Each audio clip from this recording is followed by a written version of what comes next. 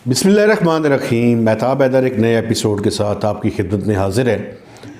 आज जिस मौजू पे मैंने आपसे बात करनी है वो ये है कि पाकिस्तान और IMF का प्रोग्राम एक डेडलॉक का शिकार है। हुकूमत पाकिस्तान ये तसर देने की कोशिश कर रही है कि उनके मुज़ाकरात जो है वो जारी हैं, बिल्कुल जारी हैं, लेकिन वो जो डिज़ायर्ड डेडलाइन थी जिसके तहत जो मौजूदा adviser to PM on finance and revenue हैं शौकत तरीन साहब, वो 12 तारीख को गए और तकरीबन एक हफ़्ते से ज़ायद वो वहाँ पे ठहरे रहे, बल्कि दरमियान में वो न्यूयॉर्क भी गए, न्यूयॉर्क से फिर वापस आए और इस दौरान उन्होंने जो लंदन का विज़िट था वो कुर्बान किया, लेकिन वो जो स्टाफ लेवल एग्रीमेंट था वो नहीं हो सका। अभी तक कोशिशें जारी हैं और दोनों साइड ये तसर देने की कोशिश कर रहे हैं कि वो मुज़ाकरात का टाइम फ्रेम तो नहीं दिया जा सकता, लेकिन ये मुज़ाकरात जारी हैं और कोशिश है कि इन मुज़ाकरात के ज़रिए पाकिस्तान और IMF के दरमियान स्टाफ लेवल एग्रीमेंट हो सके। इससे पहले कि मैं वो जो इश्यूज़ हैं उन पे बात करूं, एक साथ साथ जियो स्ट्रैटेजिक लेवल पे एक डेवलपमेंट हो रही है और उसका तल्लक IMF के साथ है। अगर कोई इनकार करता है तो वो झूठ बोलता है। वो तल्लक ये है कि अमेरिकन्स गवर्नमेंट ऑफ पाकिस्तान से ये रिक्वेस्ट कर रहे हैं कि उन्हें एयर स्पेस की इजाज़त दी जाए, ताकि अगर वो किसी टाइम उन्होंने अफ़गानिस्तान के अंदर अपनी स्ट्राइक्स करनी हो तो वो स्ट्राइक्स कर सके दाइश के ख़िलाफ़ और जो उनके अपने टारगेट्स हैं उनके हवाले से। तो अगर हुकूमत पाकिस्तान इसके बारे में कोई ज़्यादा बात नहीं कर रही, लेकिन मैं आपको ये बता दूं कि अगर ये एयर स्पेस हमने दे दिया तो इसके बदले में हम IMF से एक लीनियंट या सॉफ्ट जो कंडीशंस हैं उसकी रिक्वेस्ट करेंगे और मुझे उम्मीद है कि अगर ये स्पेस का एग्रीमेंट होता है तो ये IMF का भी स्टाफ लेवल एग्रीमेंट हो जाएगा। ये उससे जुड़ी हुई डेवलपमेंट थी, तो इसको सामने रखते हुए अब जो IMF की डॉक्यूमेंट एक होता है जिसको कहते हैं memorandum of economic and financial policies MEFP, उसके तहत एक फ्रेमवर्क होता है, एक टेबल होता है, टेबल 1 to 9। वो मैक्रो इकोनॉमिक टारगेट्स पे इत्तफाक करना होता है। जब वो मैक्रो इकोनॉमिक टारगेट्स पे इत्तफाक हो जाता है तो उसके बाद उसके लिए मेजर्स जो हैं वो फिस्कल साइड पे, मॉनेटरी साइड पे और एक्सचेंज रेट की साइड पे लिए जाते हैं। जो सबसे बड़ा प्रॉब्लम है वो ये है कि इस हुकूमत ने जो लास्ट बजट दिया वो बजट मैसिव स्लिपेजेस का शिकार हो चुका है। उसमें IMF ने अपने जो एस्टिमेट्स दिए थे करंट अकाउंट डेफिसिट के वो कोई 4 to 5 बिलियन डॉलर्स का था और गवर्नमेंट ऑफ पाकिस्तान ने जो अपना एस्टिमेट दिया था करंट अकाउंट डेफिसिट का वो 2.3 बिलियन डॉलर्स था। अब देखें सूरत हाल कहाँ पे खड़ी है। सूरत हाल ये है कि इस टाइम 3 महीनों में आपका करंट अकाउंट डेफिसिट यानी हुकूमत पाकिस्तान का current account deficit 3.4 billion dollars को टच कर चुका है और अगर इसी रफ्तार से ये बरकरार रहा और IMF कहता है कि अगर आप पहले 3 महीनों में आए तो अगर बाकी 9 महीनों का हिसाब लगाएं तो ये 14 बिलियन डॉलर बनता है। तो IMF का एस्टिमेट था 4 बिलियन डॉलर। अब फ़र्क कितना हुआ? 10 बिलियन डॉलर का फ़र्क है। तो ये 10 बिलियन डॉलर का फ़र्क अगर मौजूद है और अगर 2.3 बिलियन डॉलर्स का आप देखें तो ये फिर कोई 15 यानी फ़र्क जो है कोई 12 बिलियन डॉलर से ज़्यादा का बनता है। तो जब आपका करंट अकाउंट डेफिसिट का गैप 10 से 12 बिलियन डॉलर्स का हो तो फिर IMF आपको कहेगा कि आपको इक़दामात लें और वो इक़दामात के बारे में मैं बाद में बात करूँगा। अच्छा, अब अगर आप फिस्कल साइड पे आ जाएं तो फिस्कल साइड पे जो बजट डेफिसिट है वो कोई 7% के लगभग है और अगर आप इंपोर्ट्स को, और इस टाइम तक जो FBR का टारगेट है वो एक्सीडेड टारगेट है, वो अपने टारगेट से आगे है। लेकिन डेविल लाइज इन डिटेल्स। अगर आप उसकी यानी डिटेल के अंदर जाएं तो डिटेल ये है कि भाईजान आपका मेजर जो रेवेन्यू है वो इंपोर्ट से आ रहा है।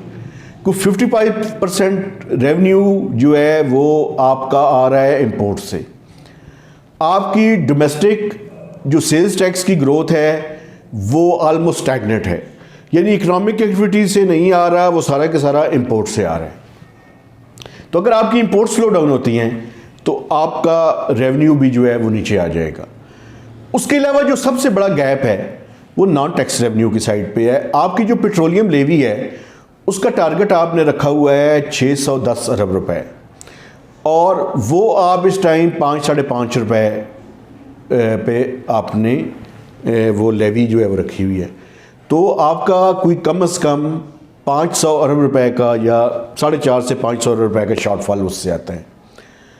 तो IMF कह रहा है जी अगर आपका गैप फिस्कल साइड पे कोई 500 अरब रुपए के टैक्स मेजर्स लें आप, चूँकि अगर आपका यहाँ पे पेट्रोलियम लेवी का गैप है, आप किसी और से कवर, या तो पेट्रोलियम लेवी को आप 30 रुपए पे ले जाएं या आप ये करें। और दूसरा जो IMF सजेस्ट कर रहा है इसमें पेट्रोलियम के हवाले से, वो ये कह रहे हैं कि आप जो स्टैंडर्ड GST का रेट है, इस टाइम हमने GST भी कम रखा हुआ है पेट्रोल पे भी और डीजल पे भी, उसको स्टैंडर्ड 17% पे ले जाए।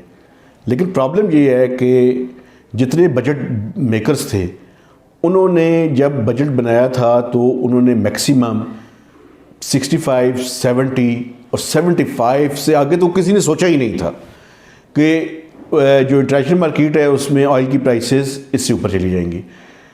अभी तक जो हमने लास्ट 10 से 12 रुपए पेट्रोल और डीजल की कीमत बढ़ाई है, वो उस टाइम हमने ऑयल इंटरनेशनल मार्केट से इंपोर्ट किया था $76 पर बैरल पे, 85 को टच कर चुका है। यानी ये हुकूमत चाहे भी तो इस टाइम इस चीज़ को कंट्रोल नहीं कर सकती, और आइंदा आने वाले दिनों में पेट्रोल की कीमतें मज़ीद बढ़ानी पड़ेंगी। इसके अलावा ऑप्शंस हुकूमत के पास कोई नहीं है, और इन ऑप्शंस के ना होने में एक तो इंटरनेशनल मार्केट का भी इशू है, लेकिन उसके साथ साथ जो उसके ऊपर टैक्सेस हैं वो भी एक इशू है।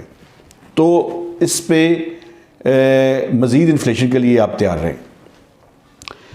अब जो दूसरा IMF जो बाकी मेजर सजेस्ट कर रहा है वो ये है कि आप जो 500 अरब रुपए के टैक्सेस लें, के मेजर्स लें, जिसमें GST की एग्जम्पशन उड़ाएँ 300 की, और तकरीबन 150 रुपए का पर्सनल इनकम टैक्स में स्लैब्स इस टाइम 11 हैं या 12 स्लैब्स हैं, उनको कम करके 6 से 7 पे लाएँ, और जो हायर इनकम ब्रैकेट्स हैं उनके टैक्स रेट में इजाफा करें, 150 अरब रुपए के मेजर्स लें। उसके अलावा रेगुलेटरी ड्यूटी लगाएं लग्जरी आइटम्स के ऊपर, कोई उससे भी आपका 20, 25, 30 अरब रुपए आए, तो ये मिलाकर कोई 500 अरब रुपए का टैक्स लें। उसके अलावा मॉनेटरी साइड पे आप मज़ीद टाइटनिंग करें, जो इंटरेस्ट रेट है उसको ऊपर लेके जाएं। कम से कम जो IMF कह रहा है कि फौरी तौर पे 8.5 पे, इस टाइम 7.25 है, इसको 8.5 पर तक लेके जाएं। और जो एक्सचेंज रेट है जिसके बारे में मैं कोशिश करता हूँ कि ज़्यादा बात ना करूँ, उसमें भी थोड़ी सी गुंजाइश मौजूद है, और वो ये कह रहे हैं कि मज़ीद जो है वो करें ताकि आपकी इंपोर्ट्स कंप्रेशन हो। 172 से 173 पे इस टाइम रुपया खड़ा है, लेकिन मज़ीद कुछ इसके अंदर डिवैल्यूएशन हो सकती है। लेकिन इसके साथ साथ जो IMF की शराइत हैं और जो कि शुरू से उनके प्रोग्राम का हिस्सा था, वो था ट्रेजरी सिंगल अकाउंट। वो ट्रेजरी सिंगल अकाउंट के तहत हमने मिनिस्ट्रीज़ और डिवीजन्स ने, कोई सिर्फ मिनिस्ट्रीज़ और डिवीजन्स या टाइट डिपार्टमेंट्स की मैं बात नहीं कर रहा अभी, मिनिस्ट्रीज़ और डिवीजन्स ने 2.9 ट्रिलियन रुपीस जो हैं वो कमर्शियल बैंक्स के पास रखे हुए हैं। अब IMF क्या कह रहा है? IMF ये कह रहा है कि देखें, ये पूरी दुनिया के लिए हम बात करते हैं, सिर्फ पाकिस्तान नहीं है।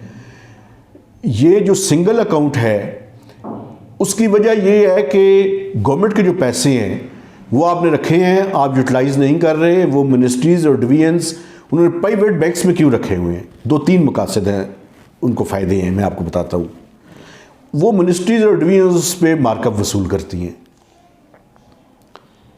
ठीक है, और उन मार्कअप के पैसों को कैसे इस्तेमाल करती हैं डोंट नो, कोई पता नहीं है किसी को। वो उनके लिए इंसेंटिव्स हैं उनके ऑफिशियल्स के लिए। दूसरा जो सबसे बड़ा है वो यही है कि बैंक्स ये पैसे गवर्नमेंट से लेकर वही पैसे गवर्नमेंट को वापस रीलैंड करते हैं ट्रेजरी बिल्स में। ये जो ऑफिशियल्स हैं और मिनिस्ट्रीज और डिवीजन्स हैं, इनको अगर 4-5% या 6% मार्कअप दे रहे हैं तो गवर्नमेंट को वही पैसे 10-11% पे वापस कर रहे हैं। तो ये 4 से 5% गवर्नमेंट के पैसों के ऊपर ही गवर्नमेंट से पैसे कमा रहे हैं। और जो कंजर्वेटिव एस्टिमेट्स हैं, हुकूमत को पाकिस्तान को कोई 150 अरब रुपए का चूना लगा रहे हैं एक साल के अंदर। तो ये डिस्टॉर्शन है। अच्छा, IMF आगे इससे बढ़ के क्या कह रहे हैं कि जो कुछ अटैच्ड डिपार्टमेंट्स और ऑटोनमस बॉडीज़ हैं उनके अकाउंट्स भी आप जो है वो फेडरल कंसोलिडेटेड फंड के अंदर लेकर आए। उसमें मिनिस्ट्री ऑफ डिफेंस के बड़े बड़े माइटी किस्म के इदारे NLC और FWO जो कि वैसे ही बहुत ताकतवर हैं और उनकी ताकत तो किसी से ढकी छुपी नहीं है, तो उनके पैसे जो और उनके जो अकाउंट्स हैं उनको भी वो कहते हैं जी कि चूँकि ये ट्रेजरी हुकूमत पाकिस्तान के पैसे हैं तो ये वापस लेकर आएँ। लेकिन इसमें एक डिबेट है, वो डिबेट मैं आपके सामने रखना चाहता हूँ, फैसला आप लोग बेहतर कर सकते हैं। वो डिबेट ये है कि ये जो इदारे हैं, अस्करी जो इंस्टीट्यूशंस हैं, इनके वो रिसीट्स जो हैं सारी, क्या वो सारी की सारी गवर्नमेंट ऑफ पाकिस्तान की उसका हिस्सा है? क्योंकि अगर इन्होंने कोई काम ऐसा किया, कोई कॉन्ट्रैक्ट लिया और उस कॉन्ट्रैक्ट से जो पैसे इनको मिले, क्या वो फेडरल कंसोलिडेटेड फंड का हिस्सा हैं या नहीं है? ये जो इदारे हैं इनका मौक़िफ़ ये है कि ये उनका हिस्सा नहीं है। लेकिन मिनिस्ट्री ऑफ फाइनेंस का मौक़िफ़ ये है कि नहीं, चूँकि आप गवर्नमेंट की सीड मनी से बने हुए इदारे हैं तो ये पैसे फेडरल कंसोलिडेटेड फंड का हिस्सा हैं। ये एक डिबेट है इंटरनली, आप इसमें किसी का अगर कोई मौक़िफ़ है तो वो मैं बड़ा उनको खुशामदीद कहूँगा कि अगर वो आके मुझसे इसके बारे में बात करें। अगर मेरे चैनल में बात करें तो बहुत अच्छा, नहीं करते तो बैकग्राउंड में करें डिस्कशन, ताकि हमें उनका मौक़िफ़ ज़्यादा बेहतर अंदाज में समझने में मदद मिल सके। तो ये IMF की टफ़ कंडीशंस जो हैं अब पाकिस्तान के अस्करी इदारों की तरफ भी मुड़ रही हैं और लॉजिकली तो यही समझ आता है कि वो पैसे फेडरल कंसोलिडेटेड फंड का हिस्सा होने चाहिए। अब इसके बारे में अगर किसी का कोई और मौक़िफ़ है तो वो मैं उसके बारे में समझ कर कोई कन्विंस करे तो मैं उस पर बात करने के लिए तैयार हूँ। देखिए, बुनियादी तौर पे ये जो IMF की कंडीशंस हैं ये हम फुलफ़िल करेंगे तो स्टाफ लेवल एग्रीमेंट होगा। अगर हम ये फुलफ़िल नहीं करेंगे तो ये प्रोग्राम सस्पेंडेड मोड में रहेगा और ख़त्म भी हो सकता है। कुछ महीने तो शायद वो सस्पेंडेड मोड में चलाएं, लेकिन अगर एग्रीमेंट कुछ महीने ना हुआ तो ये प्रोग्राम कैंसलेशन की तरफ चला जाएगा। अब प्रॉब्लम क्या है अगर पाकिस्तान IMF के इस प्रोग्राम में ना जाए तो? आप ये देख लें कि पिछले कोई 10 दिनों में स्टेट बैंक ऑफ पाकिस्तान के 1.6 बिलियन डॉलर्स के रिजर्व्स कम हुए हैं। तो अगर रिजर्व्स के ऊपर रन पड़ गया और 6-7 बिलियन डॉलर्स चले गए और इनफ्लोज चोक हुए तो हम क्राइसिस लाइक मोड में जा सकते हैं। फिर एक्सचेंज रेट का कोई लिमिट मुकर्रर करनी मुश्किल हो जाएगी, क्योंकि रुपए के ऊपर प्रेशर आएगा और फिर एक रन पड़ जाएगा। और अल्लाह पाकिस्तान को और पाकिस्तान की इकॉनमी को इस तरह की किसी अफरियत से महफूज रखे। तो ये सारी सूरत हाल है। और मैं आपको ये भी बताऊं कि जो IMF के कंजर्वेटिव एस्टिमेट्स हैं वो और ये कंजर्वेटिव हैं, ये बढ़े हुए हैं, लेकिन जो मई में उन्होंने किए थे वो एस्टिमेट्स ये बताते हैं कि पाकिस्तान को इस फाइनेंशियल ईयर में और अगले फाइनेंशियल ईयर में, यानी 2 सालों में जो PTI का अरसा बाकी है, जो पाकिस्तान की ग्रॉस फाइनेंसिंग रिक्वायरमेंट है वो सिर्फ 51 बिलियन डॉलर पे खड़ी है। जो कि मैं समझता हूं कि अब अगर करंट अकाउंट डेफिसिट बढ़ रहा है तो ये 51 से बढ़कर 60 से 61 बिलियन डॉलर्स के दरमियान पहुंच जाएगी। तो इतनी बड़ी फाइनेंसिंग रिक्वायरमेंट IMF की बैकिंग के बगैर करनी कोई इतनी आसान नहीं होगी।